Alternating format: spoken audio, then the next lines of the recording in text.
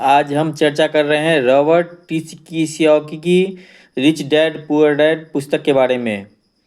School जाओ और मेहनत से पढ़ो, ये जो लाइन है, याद करिए बचपन में हम सब ने सुना है, और एक बार नहीं कई बार सुना है। रिश्तेदारों से, घर वालों से सुना है, टीचर से। स्कूल जाओ और मेहनत से पढ़ो।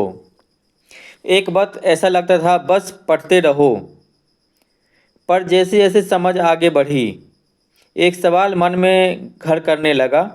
आखिर हम पढ़ किस लिए रहे हैं? देखिए, स्कूल जाना और पढ़ाई करना ये बहुत अच्छी बात है, लेकिन अगर कोई काम किया जा रहा है तो किस वजह से किया जा रहा है जानना भी उतना ज़रूरी है। अपनी पढ़ाई पूरी करने के लिए हम सबसे पहले जॉब ही ढूंढते हैं ना। ये सोच करिए कि जॉब मिलने पर हमारी प्रॉब्लम दूर हो जाएंगी, पैसे मिल जाएंगे, हम घर बना लेंगे, गाड़ी खरीद लेंगे, और जो भी ज़रूरत है पैसे से जुड़ी वो सब पूरी कर लेंगे। परंतु ऐसा होता नहीं है। बहुत सारे लोग अच्छी जॉब और अच्छी ही सैलरी होने के बावजूद खुश नहीं होते। वो अपनी ज़रूरतें पूरी नहीं कर पाते, बहुत ही मुश्किल से घर का खर्चा चला पाते हैं, पर वो लगे रहते हैं इस उम्मीद में कि शायद उनकी ज़िंदगी बदलेगी, इंक्रीमेंट बढ़ेगा तो उन पैसे बढ़ेंगे तो उससे उनकी ज़रूरतें पूरी होगी, लेकिन पूरी नहीं हो पाती।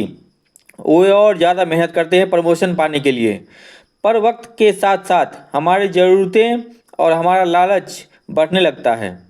पहले तो पैसे के बिना रह रहते हैं, उसके बाद जब हमें सैलरी मिलने लगती है तो हमें लालच और ज़्यादा पाने की इच्छा जग जाती है, और चूहे बिल्ली के इसी खेल में हमारी ज़िंदगी का भी पैटर्न बन जाता है। ज़्यादा मेहनत करो और ज़्यादा पैसे कमाओ, ज़्यादा पैसा कमाओ और घर का खर्च चलाओ, पैसे ख़त्म, फिर ज़्यादा मेहनत करो, और जो विशेष सर्किल है वो चलता रहता है, और इसी सर्कल में हम गोल गोल गोल गोल घूमते रहते हैं। अगर हमारे पास ज़्यादा पैसे आ भी जाएं तो भी हमें इस विशेष सर्किल में घूमने की आदत पड़ जाता है। हमें डर और लालच पर काबू पाना सीखना बहुत ज़रूरी है, क्योंकि अगर हम अमीर बन भी गए तो इन आदतों की वजह से हमेशा डर के साए में रहेंगे और अपनी ज़िंदगी को एंजॉय नहीं कर पाएंगे। पहले के ज़माने में शिक्षा एक जरिया थी लोगों की पर्सनालिटी डेवलपमेंट करने का और आसपास के हर विषय में उनकी जानकारी देने का। पर वक्त के साथ साथ पढ़ाई का लक्ष्य, उसका गोल बदल गया। पढ़ाई का मकसद रह गया बड़े होकर अपनी जीविका चलाना, अपने घर को चलाना, ब्रेड एंड बटर की तरह। और इसमें वक्त के साथ चीज़ें बदलना बहुत ज़रूरी है, क्योंकि जो चीज़ वक्त के साथ नहीं बदलती है वो या तो हमारी खुशियाँ छीनती है या फिर समाज को बहुत ही पीछे ले जाती है।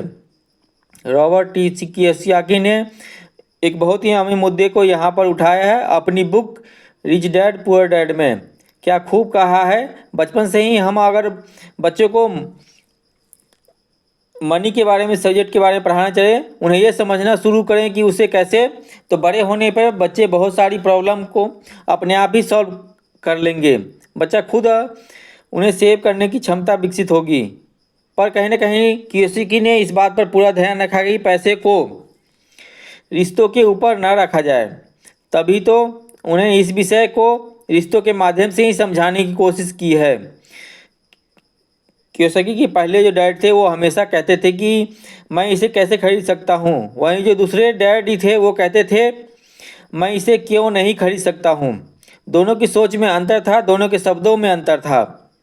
यानी कि जिसे हम जिंदगी में पाना चाहते हैं, जिसे संभालना चाहते हैं, जैसे कि पैसा, तो उसके बारे में अगर बचपन से जाना जाए तो क्या ये सही नहीं होगा? आज जिस तरह से पढ़ाई की जाती है, बच्चा ग्रेजुएट होकर सोचता है कि अब मैं कौन सी नौकरी करूँगा। क्या ये सही नहीं है कि थोड़ा और पहले से बच्चे को इस विषय के बारे में और अच्छे से और डीपली पढ़ाया समझाया जाए? ये तो वही बात हो गई, जाना था जापान, पहुंच गए चीन। जब तक इसकी समझ आई तब तक बहुत देर हो चुकी है। यानी कि हमें सबसे पहले समझने की ज़रूरत है कि हम खुद एक्सेप्ट करें कि हम इसे कैसे पा सकते हैं, इसे कैसे संभाल सकते हैं, और वही शिक्षा हम अपने आने वाली पीढ़ी को दे सकते हैं। फिर मिलते हैं नेक्स्ट एपिसोड में, जहाँ पर हम बात करेंगे रिच डैड पुअर डैड की अगली बुक के बारे में, अगले लेसन के बारे में। वीडियो को देखने के लिए धन्यवाद।